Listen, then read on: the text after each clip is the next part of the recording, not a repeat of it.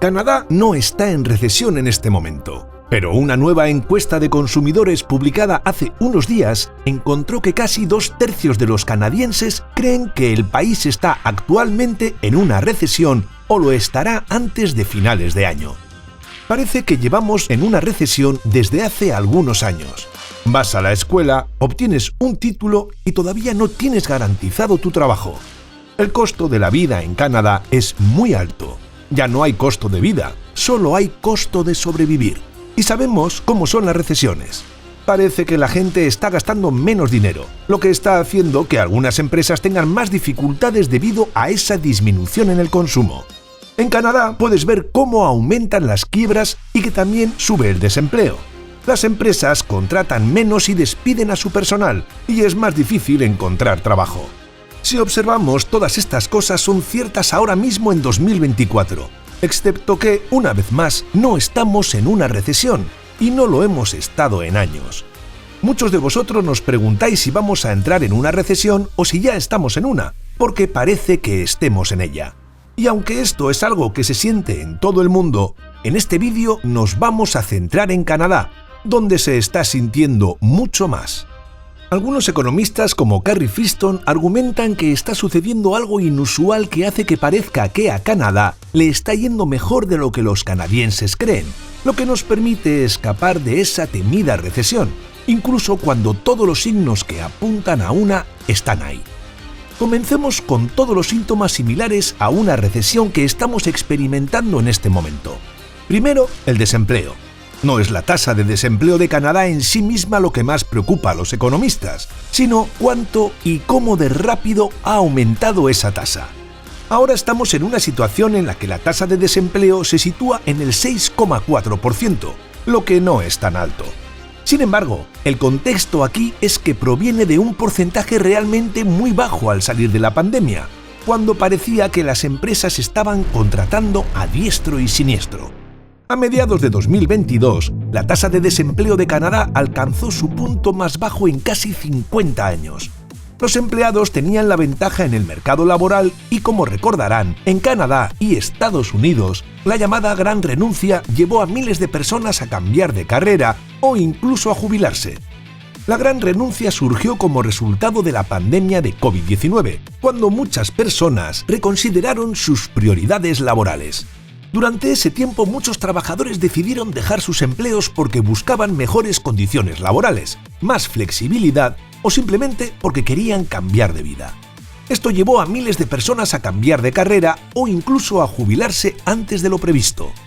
Lo que estamos experimentando ahora es una corrección masiva en el mercado laboral. Las cosas han cambiado mucho desde entonces. En el informe de política de julio del Banco de Canadá, hay un gráfico que muestra una caída significativa en lo que llaman la tasa de búsqueda de empleo, que básicamente es la cantidad de personas desempleadas que logran encontrar trabajo de un mes para otro.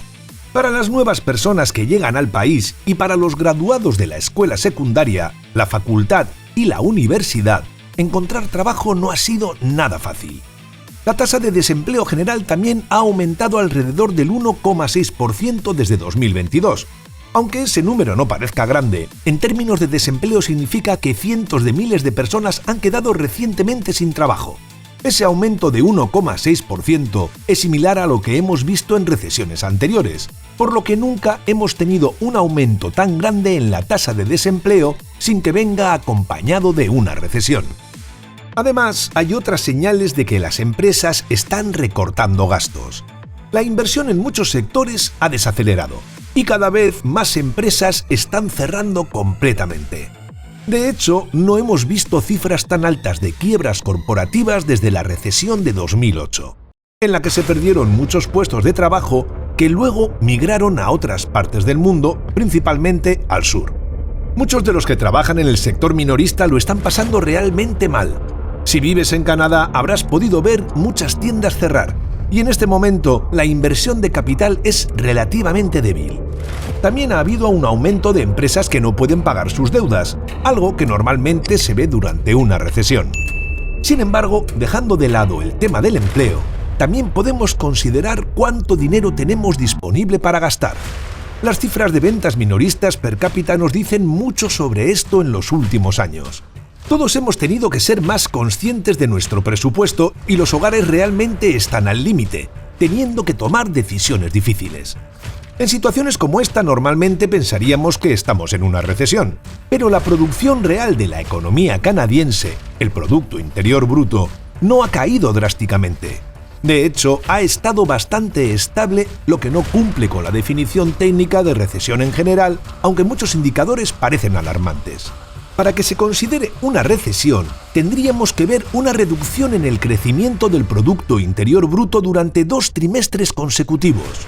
Hemos estado cerca. Si miramos la segunda mitad de 2023, hubo un trimestre con crecimiento negativo seguido de otro trimestre con crecimiento exactamente en cero, lo cual es lo más cercano posible a una recesión. Sin embargo, hasta ahora no hemos tenido 2 trimestres negativos seguidos, lo que significa que la mayoría de los economistas no llamarían a esto una recesión. Mucha gente nos pregunta, ¿cómo es posible que el Banco de Canadá haya aumentado drásticamente las tasas de interés y no haya provocado una recesión? Las tasas de interés son el costo que los bancos cobran por prestar dinero o lo que pagan por los depósitos. Cuando el Banco de Canadá sube las tasas de interés, básicamente está haciendo que pedir dinero prestado sea más caro. Esto afecta a personas y empresas que dependen de préstamos, como hipotecas o créditos comerciales. Al subir las tasas, la gente y las empresas tienden a gastar menos porque los préstamos son más caros, y esto puede enfriar la economía. Menos gasto significa menos ventas para las empresas, lo que puede llevar a despidos y cierre de negocios, factores que podrían desencadenar una recesión. La recesión es un periodo en que la economía se contrae, es decir, hay menos actividad económica, lo que suele traducirse en menos empleo y menos crecimiento económico. En teoría, si el Banco de Canadá sube las tasas de interés mucho y rápido, podría desencadenar una recesión porque frenaría demasiado la economía. Pero esto, en teoría, no ha pasado. Entonces, hicieron un gran trabajo, ¿no? Si no estamos en una recesión, ¿por qué las cosas parecen tan difíciles en este momento? Vamos a desentrañar este misterio mostrándote un poco de lo que pasa detrás de escena cuando los expertos calculan el Producto Interior Bruto del país. Una gran parte de ese cálculo tiene que ver con cuánto gastan los canadienses. Dijimos que los canadienses individualmente están gastando menos, así que esperaríamos que el Producto Interior Bruto disminuyera. Pero hay algo curioso. El gasto total en ventas minoristas ha estado aumentando desde 2022, mientras que el gasto por persona ha disminuido. Piensa en esto un momento. ¿Cómo pueden ser ciertas estas dos cosas al mismo tiempo? La respuesta está en el crecimiento de la población en Canadá. Desde mediados de 2022, según las estadísticas de Canadá, más del 95% de ese crecimiento se debe a la inmigración. En términos relativos, la población ha crecido 3,8% en los últimos 12 meses, algo que Canadá nunca había hecho antes. La inmigración significa que han añadido muchos más consumidores a la economía. Todas esas personas están gastando, lo que hace que el consumo total aumente. Más personas significa más gasto en general, incluso si cada persona individualmente gasta menos. Podemos verlo con un ejemplo simple. Imagina un puesto de limonada en un parque. Si los clientes habituales empiezan a reducir su gasto en limonada, el puesto empezaría a perder dinero. Tal vez contratarían a menos personas, reducirían las horas de trabajo y empezaría a sentirse como si estuvieran en una recesión. Pero si de repente llegan un montón de nuevos clientes sedientos de limonada con dinero en la mano, eso mantiene a flote el negocio. Incluso si, en promedio, cada persona bebe menos limonada que antes, tener más clientes compensa esa caída. Pero entonces, si están aumentando las ventas totales, ¿por qué antes hemos dicho que muchos comercios minoristas están cerrando? A pesar de que más personas están comprando en general, lo que incrementa el gasto total, no todos los sectores del comercio minorista se benefician de la misma manera. Algunas tiendas, especialmente las que dependen de clientes locales o tienen márgenes de ganancia pequeños, pueden estar sufriendo porque el gasto por persona ha disminuido. Las tiendas que no logran atraer a suficientes de estos nuevos consumidores o que no se adaptan a los cambios en los patrones de gasto pueden tener dificultades y en algunos casos cerrar.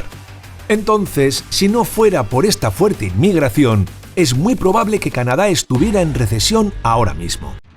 Canadá tuvo el tercer mayor crecimiento de Producto Interior Bruto en el G7, lo que es un dato positivo. Pero si miramos el crecimiento del Producto Interior Bruto por persona, Canadá ocupa el último lugar. Aquí es donde el aumento de la población cambia el panorama. Cuando hay más gente en el país, aumenta la demanda de productos y servicios, lo que a su vez hace que los precios suban, y eso es un fenómeno conocido como inflación.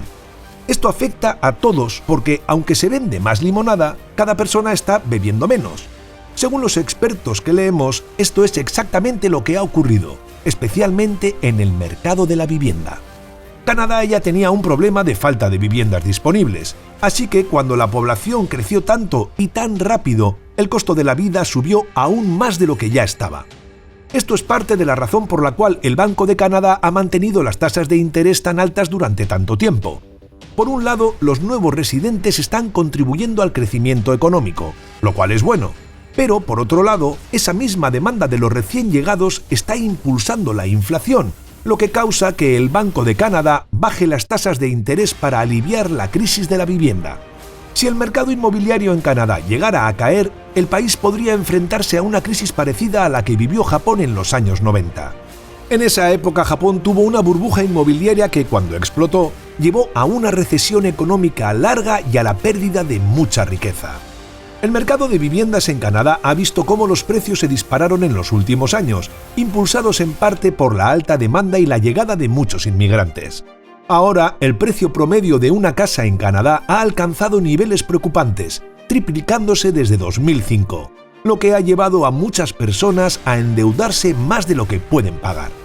En Japón, cuando la burbuja inmobiliaria estalló, los precios de las propiedades cayeron en picado, dejando a millones de personas con deudas que superaban el valor de sus casas.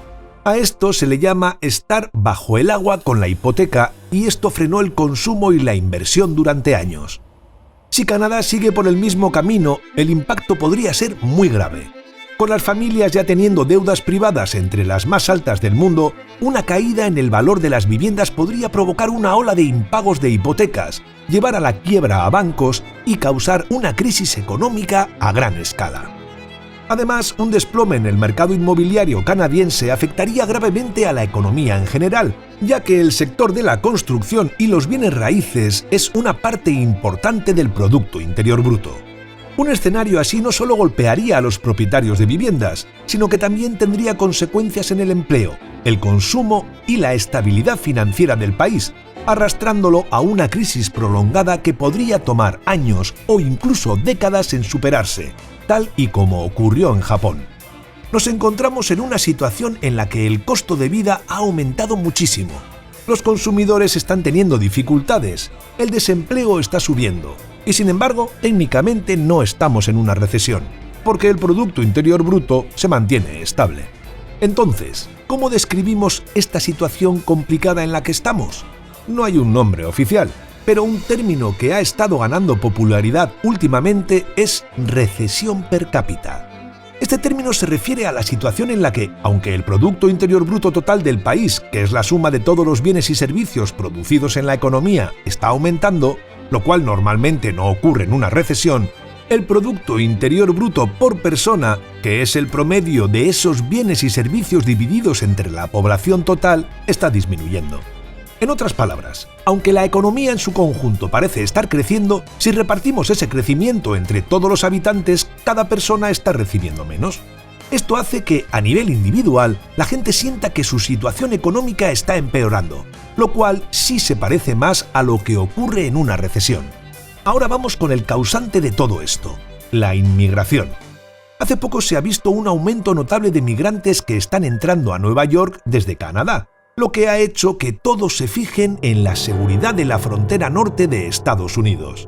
No solo la frontera sur está recibiendo a mucha gente, ahora también la frontera con Canadá se ha vuelto un lugar importante para quienes quieren llegar a Nueva York, una ciudad que ofrece muchos beneficios y es vista como un lugar seguro. Todo este movimiento de migrantes está siendo facilitado por un sistema que involucra taxis, servicios de transporte compartido y autobuses.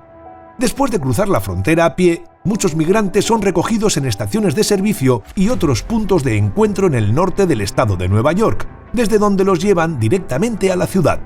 Lo sorprendente es que algunos de estos taxis y conductores de Uber que recogen a los migrantes vienen desde la propia ciudad de Nueva York, lo que significa un viaje de más de 5 horas. Los migrantes que están tomando esta ruta vienen de diferentes partes del mundo, como México y la India. Al parecer, muchos mexicanos han descubierto que es más fácil entrar en Estados Unidos a través de Canadá, ya que pueden volar allí sin necesidad de visa. Esto ha hecho que la frontera norte se vuelva cada vez más popular, porque cruzar desde Canadá a Nueva York puede ser más sencillo y menos peligroso que intentar entrar por la frontera sur.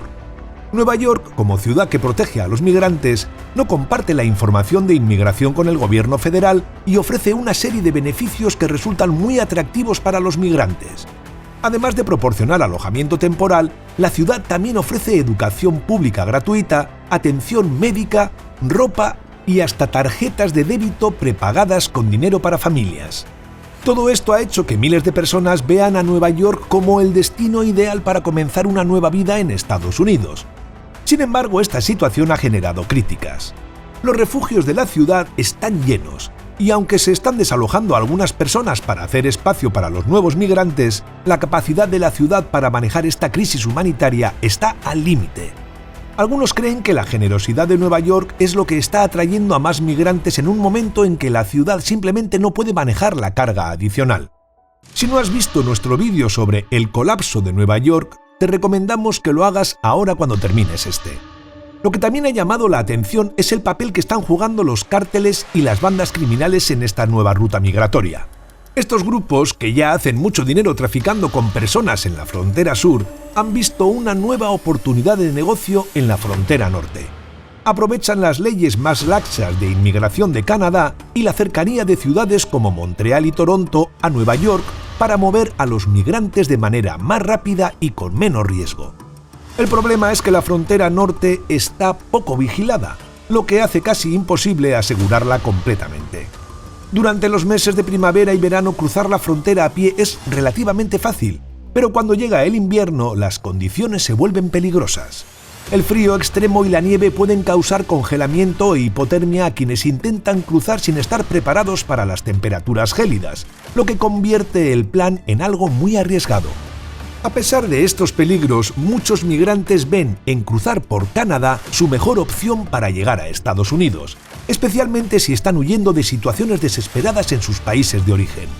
Desafortunadamente, los mismos grupos criminales que operan en la frontera sur están explotando esta nueva ruta, poniendo en peligro a las personas y haciendo dinero a costa del sufrimiento humano.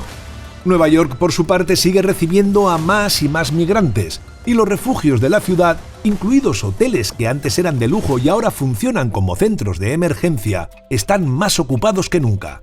La crisis parece estar lejos de terminar, y con tantos intereses económicos en juego, tanto para los cárteles como para las empresas que se benefician de la industria del asilo, no parece que la situación vaya a mejorar pronto. La pregunta que queda es ¿cómo Estados Unidos podría asegurar una frontera tan extensa como la que tiene con Canadá? Sobre todo si tiene que hacerlo por su cuenta y qué papel podría tener Canadá en esto, considerando que sus cambios recientes en las reglas de visas han hecho más fácil que los migrantes entren al país. Pero bueno, aquí están las buenas noticias. El Banco de Canadá es consciente de que esto está sucediendo, es decir, que a nivel individual las personas están luchando. Según el gobernador del Banco de Canadá, el aumento del desempleo y la necesidad de crecimiento influyeron directamente en su decisión de recortar las tasas de interés nuevamente en julio. Todos los economistas con los que hemos hablado durante el último mes coinciden en que esperan que los recortes continúen. La pregunta es si esos recortes serán suficientes para sacar a Canadá de esta complicada situación, independientemente del nombre que le demos.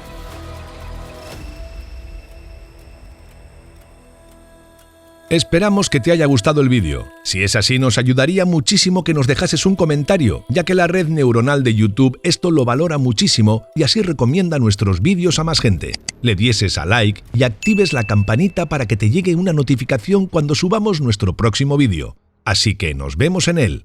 Un saludo.